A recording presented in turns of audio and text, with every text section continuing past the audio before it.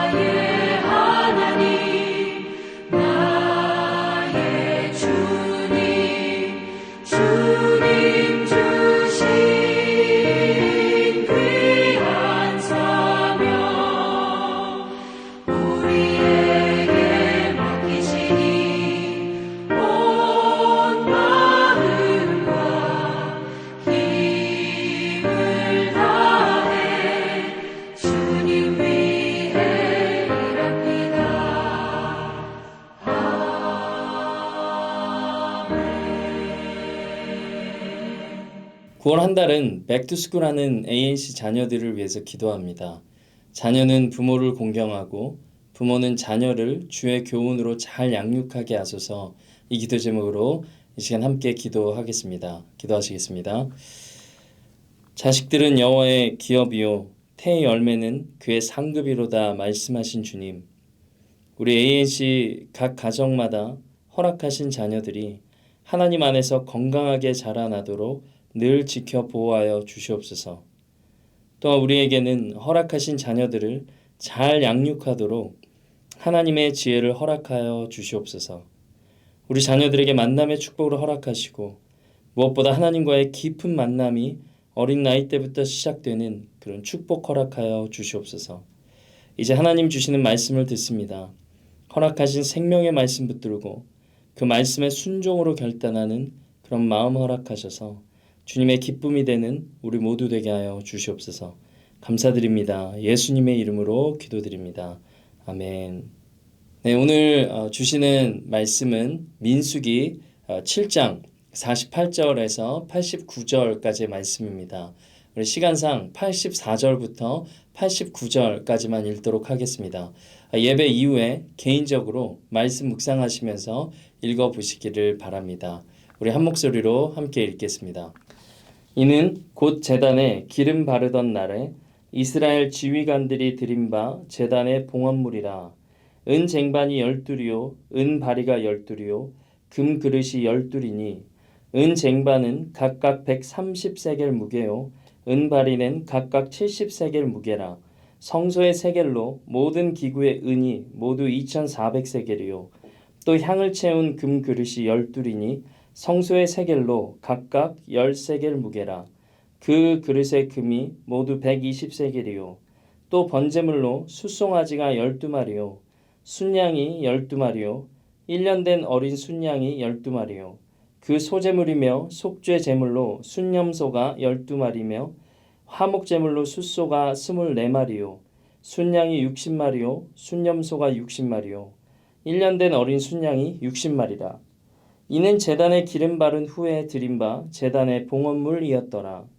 모세가 회막에 들어가서 여호와께 말하려 할 때에 증거궤 위 속죄소 위에 두 그룹 사이에서 자기에게 말씀하시는 목소리를 들었으니 여호와께서 그에게 말씀하심이었더라. 아멘. 오늘은 제단 봉헌식이라는 제목으로 하나님 말씀 증거하겠습니다. 어제 본문 말씀인 7장 12절부터 오늘 말씀 83절까지는 동일한 내용을 담고 있습니다.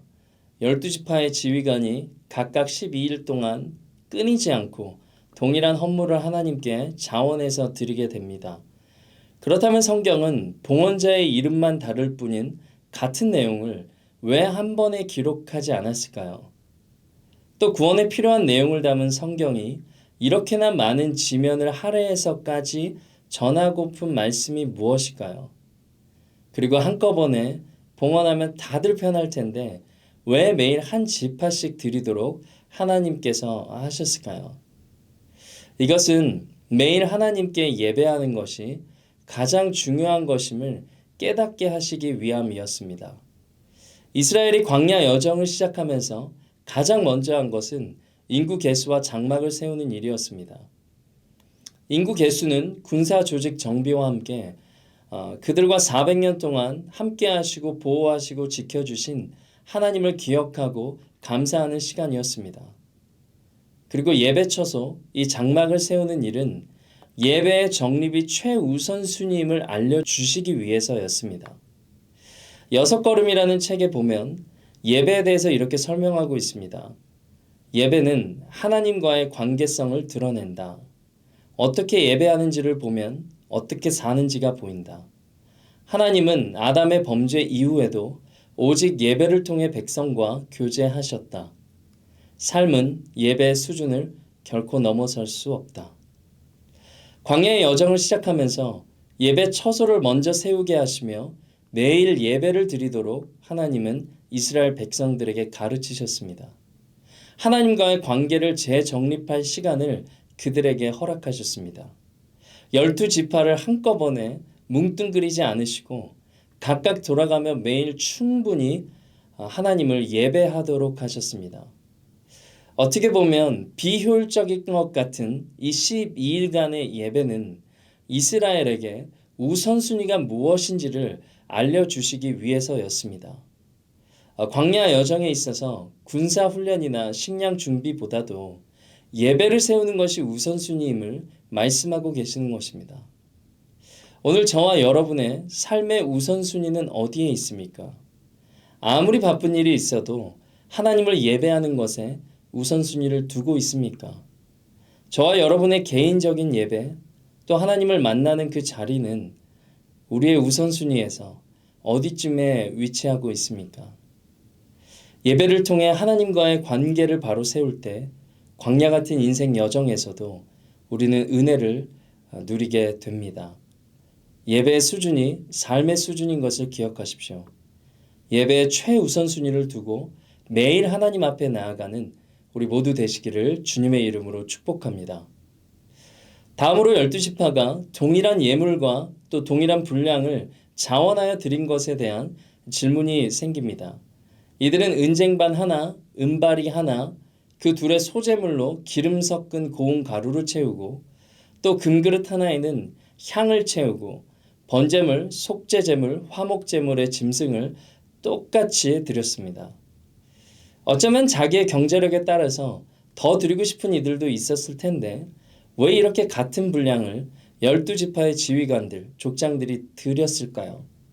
그것은 84절에 제단에 기름을 바르는 첫 번째 봉헌식인 만큼 누구 하나 빠지지 않고 지파의 강함과 약함 그리고 숫자의 많고 적음에 상관없이 하나님 앞에 동일하게 봉헌에 참여하기 위해서였습니다. 각 지파는 서로가 비교되지 않도록 서로를 배려하고 또 존중했습니다. 이것이 바로 하나님의 공동체입니다. 제단의 첫 봉헌식이라는 특수한 상황에서 동일한 예물을 12지파가 드림으로 이스라엘 온 백성은 모두가 기쁘게 이 봉헌 예배에 참여했습니다. 오늘 우리의 공동체도 마찬가지입니다. 좋은 일을 하면서도 누군가는 그 일로 인해 상처받을 수도 있습니다.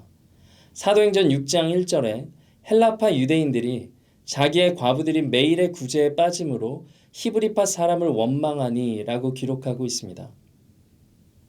초대교회는 가난한 이들을 돕는 구제의 선한 일을 했습니다.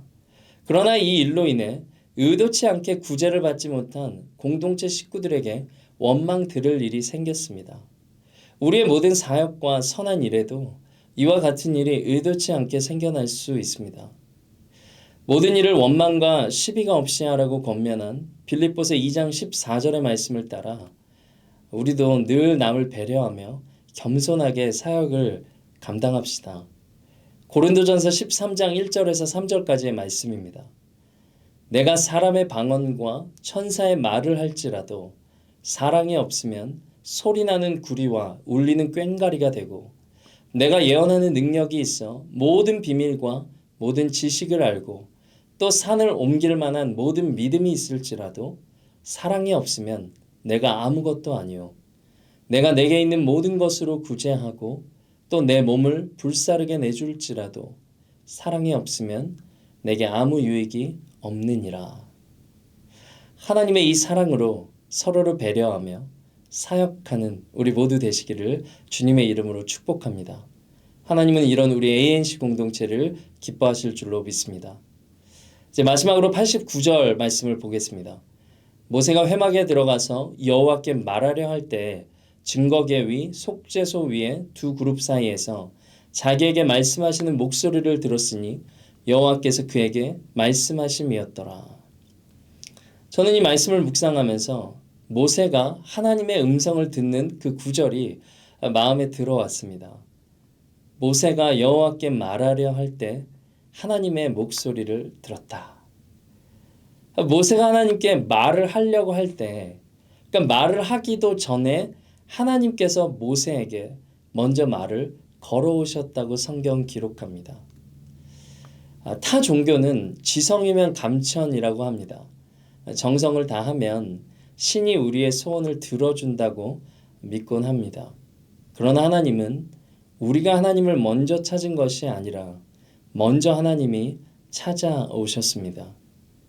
하나님께서 우리에게 먼저 말씀하시고 하나님께서 우리에게 먼저 영광을 보여주셨습니다. 믿음의 조상으로 불리는 아브라함도 하나님께서 먼저 그를 찾으셨고 하나님께서 먼저 그를 부르셨습니다. 심지어 아브라함의 아버지 데라는 다른 신을 섬기던 자였습니다. 여호수아 24장 2절 말씀에 여호수아가 모든 백성에게 이르되 이스라엘의 하나님 여호와께서 이같이 말씀하시기를 옛적에 너희의 조상들 곧 아브라함의 아버지 나홀의 아버지 데라가 강 저쪽에 거주하여 다른 신들을 섬겼으나 이어지는 3절 보십시오. 내가 너희의 조상 아브라함을 강 저쪽에서 이끌어내어 가나안 온 땅에 두루 행하게 하고 이렇게 이방신을 섬기던 데라의 아들 아브라함을 강권적으로 하나님이 구원의 길로 이끄셨습니다. 오늘 모세는 어떻습니까? 나의 여든에 백성을 돌보겠다는 그 마음은 이미 잃어버렸고 나의 여든에 다 이제 나이가 들어서 처가살이를 하던 모세에게 하나님이 찾아오셨습니다. 하나님이 먼저 그를 찾아오셔서 콜링하셨습니다. 이 땅에 오신 예수님은 12사람을 찾으시고 그들을 제자로 콜링하셨습니다. 그리고 예수님은 죄인된 우리를 위하여 죽으시고 하나님의 사랑을 확증하셨습니다. 로마서 5장 8절입니다.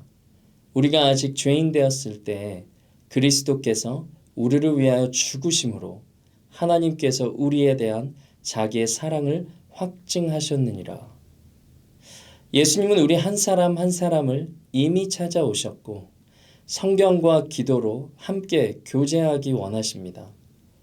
믿는 자마다 구원의 복을 누릴 뿐 아니라 풍성히 누리기를 원하십니다. 먼저 찾아오셨고 먼저 말씀하시며 먼저 영광을 보여주신 우리 하나님께 더 가까이 나아가지 않겠습니까? 우리를 사랑하셔서 우리를 구원하신 주님께 날마다 나아가는 우리 모두 되시기를 주님의 이름으로 축복합니다. 말씀 맺겠습니다.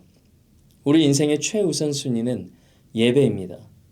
예배를 통해 하나님과의 관계가 더 깊어지는 모두 되시기를 바랍니다. 동일한 봉헌을 드리며 이스라엘은 서로를 배려하고 사랑할 줄 아는 성숙한 공동체가 되어 갔습니다. 우리도 서로를 배려하고 하나님의 사랑으로 사랑하는 그런 공동체 되시기를 바랍니다. 또 먼저 찾아오시고 말을 걸어주시고 영광을 나타내 보이신 하나님께 나아갑시다. 하나님의 기쁨이 되는 우리 모두 되시기를 주님의 이름으로 축복합니다. 이 시간 말씀 들은 것 놓고 같이 한번 기도하겠습니다. 기도하시겠습니다. 사랑과 내가 풍성하신 하나님, 예배의 수준이 우리 인생의 수준임을 깨닫게 해주시니 감사합니다. 무너진 예배의 장막마다 다시 세우고자 하오니 주님 결단하는 심령들마다 만나주시고 그 예배 생활을 중수하게 하여 주시옵소서. 또한 허락하신 우리 공동체가 서로를 배려하며 사랑하는 공동체 되기를 원합니다.